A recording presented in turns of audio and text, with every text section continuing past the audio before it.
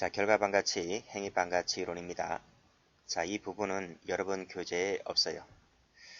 자, 이 부분은 제가 처음 이제 학원 강의를 할 때, 이제 기본서를 집필할 때 있던 내용인데, 이번 개정판 교재에 넣을까 했었는데 넣지 않았어요. 자, 근데 이 부분을 강의를 해드리는 이유는 이제 우리 위법성 파트를 가보면 그 우연방해라고 하는 부분 나오죠. 형법 이론에서 아주 중요한 파트죠. 그 부분 설명할 때 좀 도움이 되는 부분이다 보니까 그래서 설명을 좀 드립니다. 여러분 교재는 없고 노트를 갖고 계신 분들은 노트에는 나와 있어요. 자, 그러면 설명드립니다. 자, 결과반가치 나와 있죠. 자, 결과반가치는 의 보기 전에 볼게요. 자, 노트 펴볼까요? 노트 펴볼게요. 노트는 몇 페이지인가 하면 20페이지 펴보세요. 20페이지. 자, 그러면 결과반가치 이론 그림이 나올 거죠. 자, 이게 보세요. 쓰지 마시고 그냥 보세요. 자, A가 B를 죽이려고 해요. 이것을 이제 설명드렸죠. 지금 B라는 사람을 보았다는 거지. 그리고 칼로 찔렀으니까 칼 맞으면 이렇게 뻗겠죠. 사망합니다. 이런 것을 생각하면서 칼로 찌른다니까요. 아시겠죠?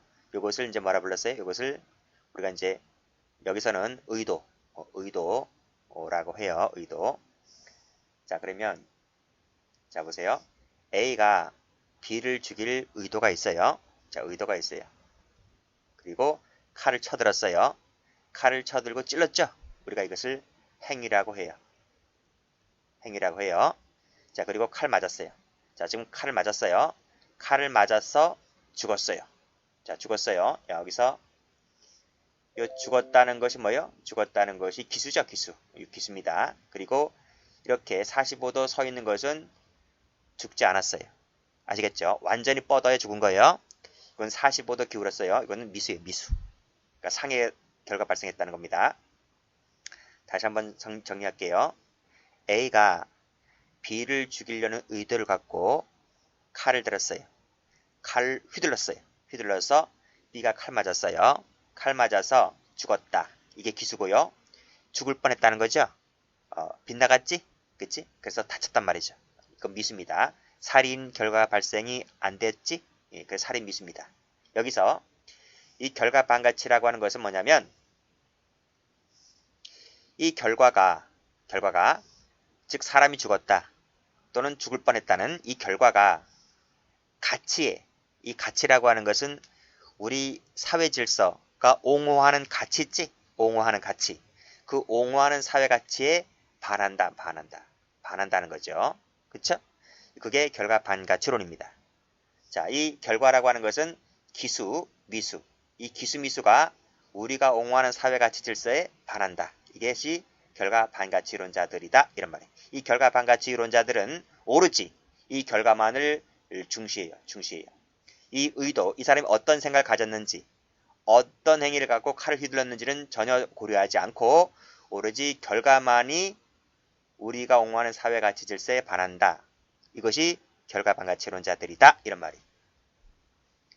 자, 여러분들이 경찰시험 준비하죠. 어떤 친구는 1년 공부했어요. 어떤 친구는 10년 공부했고요. 어떤 친구는 하루에 1시간 공부했고 어떤 친구는 하루에 10시간 공부했어요. 근데 시험에 붙었대 떨어졌대. 친척들이 물어보잖아요. 걔 뭐 경찰시험 준비한다는데 시험 붙었대 떨어졌대. 그 결과만을 봐요. 걔가 10년 공부했든 하루에 10시간 공부했든 이런 거 전혀 생각하지 않아요. 결론이 붙었대 떨어졌대. 이것만을 중시하는 사람들이 결과반가치론자들이단 말이에요. 형법 학자들 중에서도요. 이 사람이 어떤 생각을 가졌는지 어떤 행위를 갖고 휘둘렀는지는 전혀 생각하지 않아요. 결과가 뭔데? 이 결과만을 중시하는 사람들이 바로 뭐다? 결과반가치론자들이다. 이런 말이. 아시겠죠? 자, 이 결과반가치론자들과 생각을 같이 하는 사람들이 이 인과적 행위론자들도 그래요. 인과적 행위론자들.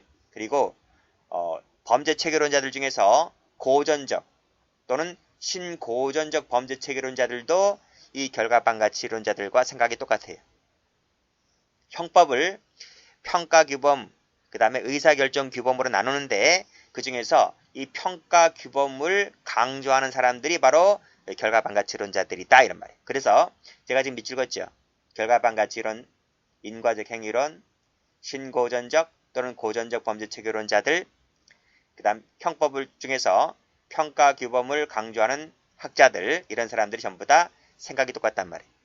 아시겠죠? 그냥 외우세요. 왜 그런데요? 라고 하면 생각이 말이 길어져요. 물론 조금 설명드리겠지만 일단은 이것이 생각이 같다 이런 말이에요. 아시겠죠? 자, 물론 이제 비판점도 있긴 한데 일단 그 잠시 있다 보시고 다시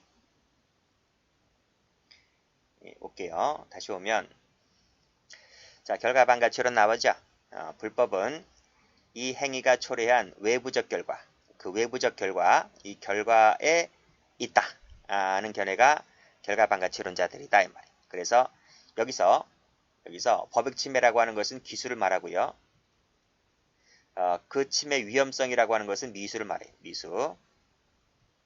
어쨌든 불법은 행위가 초래한 의도에 있는 것이 아니라 외부적 결과에 있다는 것이 결과반가치론자들이다 말씀드렸고, 그리고 방금 내용에서 인과적 행위론자들, 고전적 신고전적 범죄체계론자들, 그 다음 평가규범을 중시하는 학자들 전부 다 이해관계가 똑같다 이런 말이에요.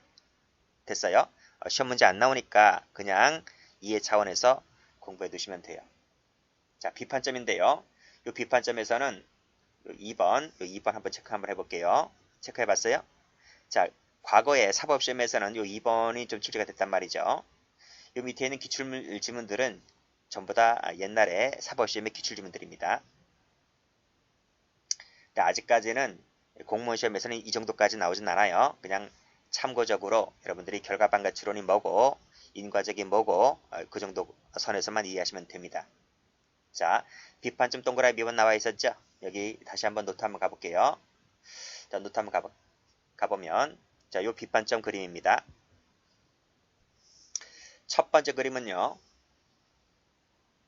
첫 번째 그림은 자, B가 뻗어 있잖아요. 그렇죠? 이것은 살인죄 고의입니다. 살인죄 고의.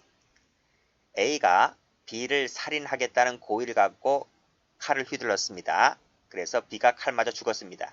사망이 나왔지, 사망이라는 결과 나왔죠. 이렇게 사망이라는 결과 나왔어요. 그러면 A 죄책이 뭐가 됩니까? 살인죄 기수가 되잖아요. 살인죄 기수. 자, 두 번째 그림은요. A가 첫 번째 그림처럼 살인죄 고의를 갖고 찌른 게 아니라 A가 이건 상해죄 고의예요. 상해죄. 요 45도 누워 있잖아요. 그렇죠? 상해죄 고의예요. 첫 번째 그림은 살인죄 고의고요. 그래서 두 번째 그림 A가 상해죄 고의로 휘둘렀는데 B가 칼 맞았습니다. 상해가 나왔는데 얼마 있다가 과다출혈로 죽었어요. 우리 배웠지 이거? 상해치사라는 결과적 가정범위죠. 그렇죠? 상해치사라는 결과적 가정범위 성립하게 됩니다. 세 번째 그림 볼게요. A가 고의를 가진 게 아니라 과실로, 즉 부주의로 칼 갖고 장난치다가 옆에 있던 동료 친구를 어떻게 찌르게 되었어요. 그래서 이 친구 죽었어요. 이건 무슨 죄가 되죠? A 죄책이 과실치사가 되죠. 과실치사가 돼요. 자, 보세요. 첫 번째 그림부터 볼게요. 첫 번째 그림 죽었죠? 사망이라는 결과 나왔잖아요. 이렇게 사망이라는 결과 나왔단 말이에요. 두 번째 그림도 죽었잖아요. 그렇죠? 세 번째 그림도 죽었잖아요. 즉, 첫 번째 그림, 두 번째 그림, 세 번째 그림 보면 결과가 똑같아요. 똑같단 말이에요. 사람이 죽었다는 결과는 똑같단 말이에요. 그러면 결과반가치론에 따랐을 때는 첫 번째, 두 번째, 세 번째가 결과가 똑같다면 형량이 똑같아야 되잖아요. 그렇잖아요? 근데 형량이 다 다르단 말이에요. 첫 번째 그림 보면 살인죄 기수가 되어서 사형, 무기 5년 이상의 징역에 처하게 되고, 두 번째 그림은 상해치사가 되어서 3년 이상의 징역이 되고요. 세 번째 그림은 과실치사가 되기 때문에 2년 이하의 금고가 돼요. 자, 결과가 똑같으면 형량도 똑같아야지. 결과가 똑같은데 형량이 달라요. 다르단 말이에요. 이것을 결과반가치론자들은 설명을 못한단 말이에요. 설명을 못한단 말입니다. 이것이 결과반가치론자들이 갖고 있는 최대의 비판점이란 말이에요. 그래서 이 결과가 달라지는 이유는 이 A가 의도했던 이 의도를 고려해야지 형량이 달라지는 이유를 설명할 수가 있는데 결과반가치론자들은 이 의도 자체를 전혀 고려하지 않기 때문에 오로지 모든 것을 결과만 놓고 판단하려고 하다 보니까 형량이 달라지는 이유를 설명할 수 없다. 이것이 바로 결과반가치론자들의 최대의 비판점이다. 이것을 좀 알아두시면 될 것 같아요. 이 내용이 교재에 나와 있어요. 여기 보시게 되면 살인죄, 상해치사죄, 과실치사죄와 같이 동일한 결과가 발생했음에도 불구하고 형량이 왜 달라지는가, 왜 처벌이 달라지는가를 설명하지 못한다는 것이 이 결과반가치론자들의 최대 비판점이다. 이렇게 보시면 될 것 같아요. 자, 그리고 여기서 여기 인과적 행위론자 나와 있었죠? 인과적 행위론자 한번 볼까요? 이건 여러분 책에 없다 그랬어요.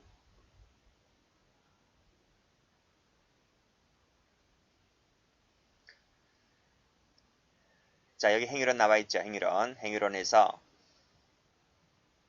여기 이제 인과적 행위론 나오잖아요. 인과적 행위론. 그 인과적 행위론 나와 있는데 노트 펴볼게요.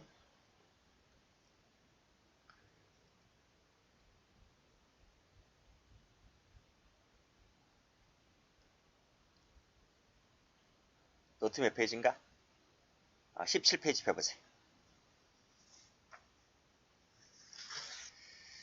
자, 17페이지 펴보면 여기 행위론 나와 있죠? 행위론 나와 있어요. 행위론 보기 전에 인과적 행위론 보기 전에 그 위에 그림부터 볼게요. 자, 이 부분 좀 볼게요. 자, 여기 보지 마세요. 이 그림 보지 마시고 이 그림만 보세요. 여기 보시면 자, 구성요건 해당성, 위법성, 책임 요 세 가지 체계론을 취하는 것이 3단계 체계론이라고 했었잖아요. 그쵸? 이것이 오늘날의 통설이단 말이에요. 자, 그런데 여기서 요 행위론을 갖고 나와요.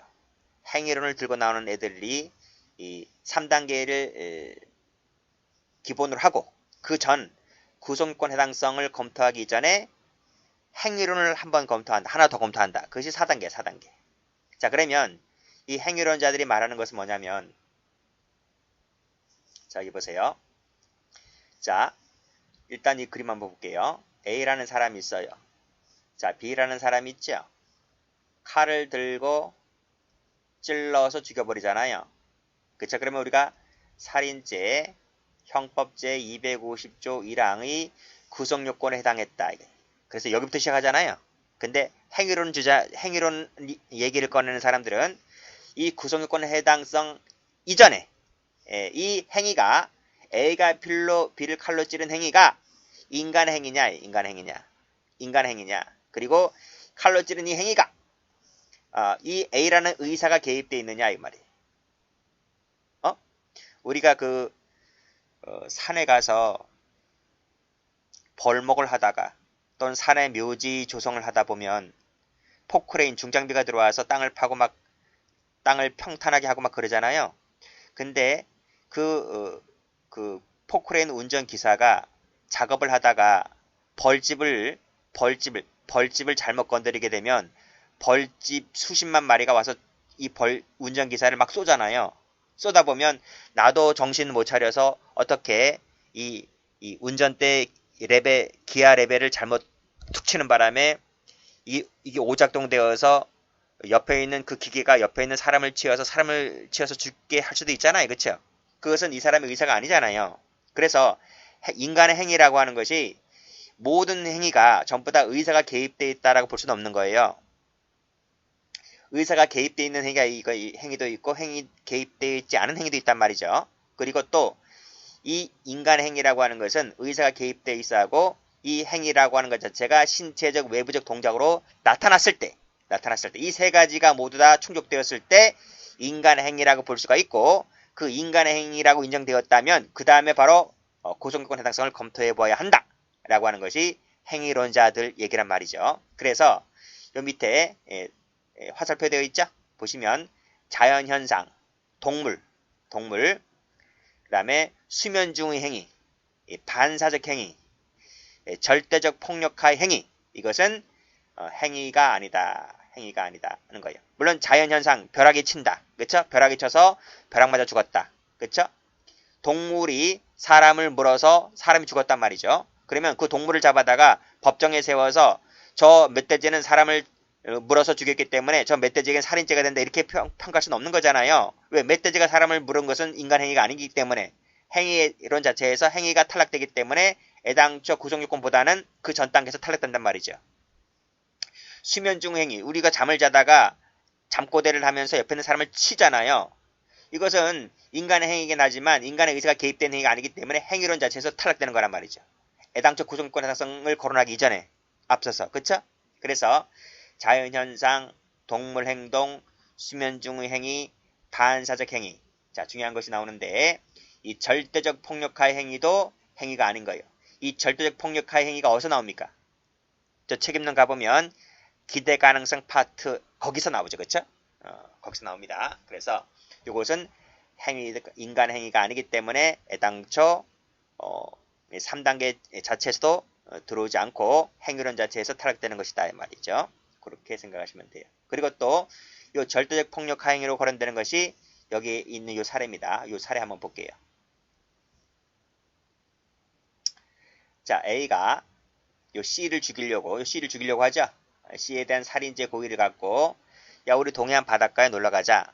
그래서 친구들끼리 A, B, C 3명이서 놀러 왔단 말이죠. 근데 이 동해안 바닷가에 놀러 온 이유는 A가 C를 죽이려고 하는 거예요. 자, 그런데 자, 동해안 바닷가를 보면서 A가 직접 C를 확 미는 게 아닙니다. 직접 C를 미는 것이 아니라 A가 B를 밀어요. B를 밀다 보니까 그 B가 A가 민 동작에 의해서 C를 밀치게 되죠. 그래서 이 C는 절벽에 떨어져서 죽게 됩니다. 그쵸? 이때 B는 이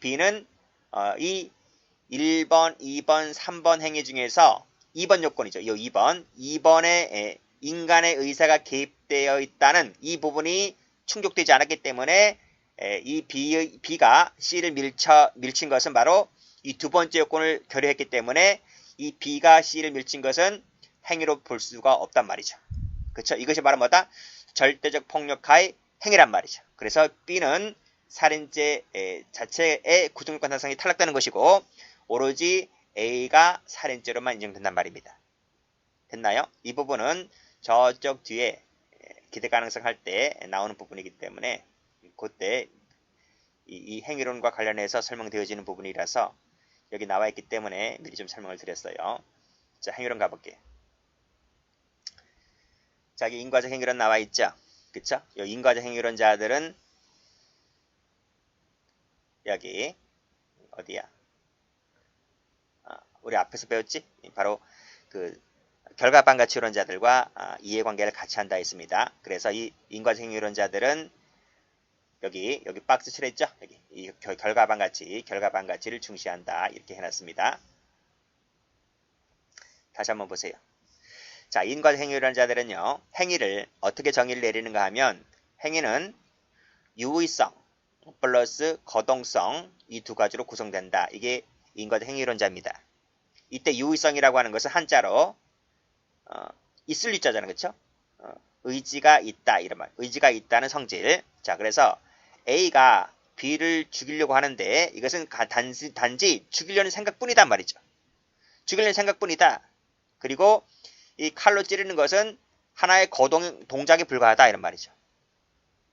쉽게 설명하면 여러분이 길거리를 갈 때, 움직일 때에 왼발 나가고 오른팔 내밀고 그 다음 오른팔 내밀고 왼팔 앞으로 짚고 이거 생각하면서 발걸음 걷는 게 아니잖아요. 그렇죠?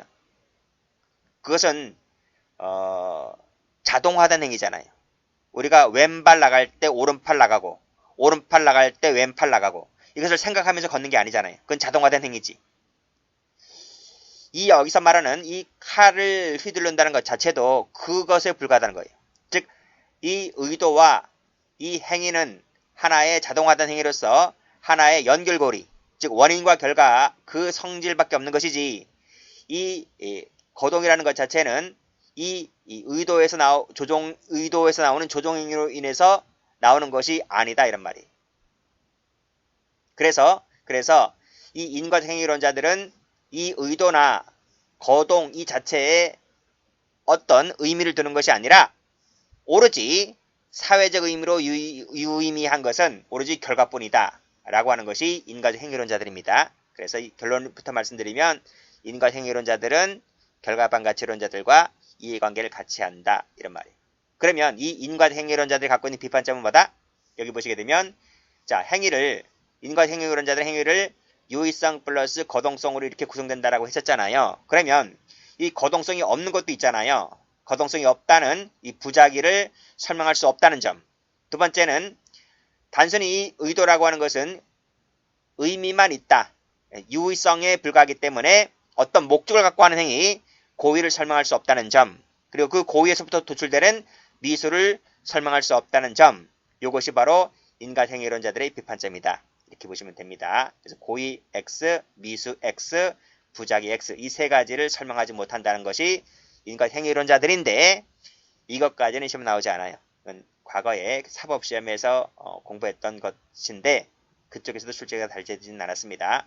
그래서 여러분들이 다시 한번 이 그림을 와서 보시면요. 여기 보시게 되면 인과적 행위론자들 나와 있지? 여기 뭐 개념까지는 필요 없고요.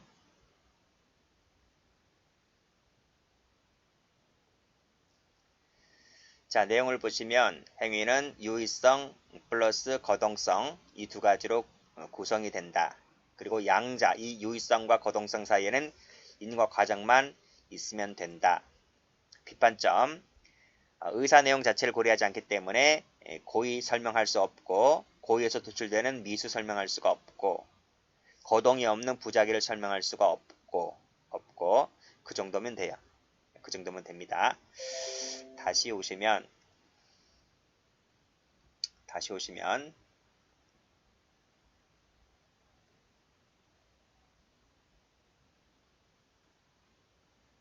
이 두 가지죠.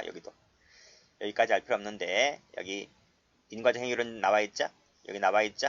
여기 고전적, 신고전적 이 두 가지도 결과반가치론자들이다. 인과적 행위론자들이다. 그 정도만 알고 계시면 됩니다. 자세한 것은 저 뒤에 책임론 할 때 그때 조금 설명될 수도 있어요.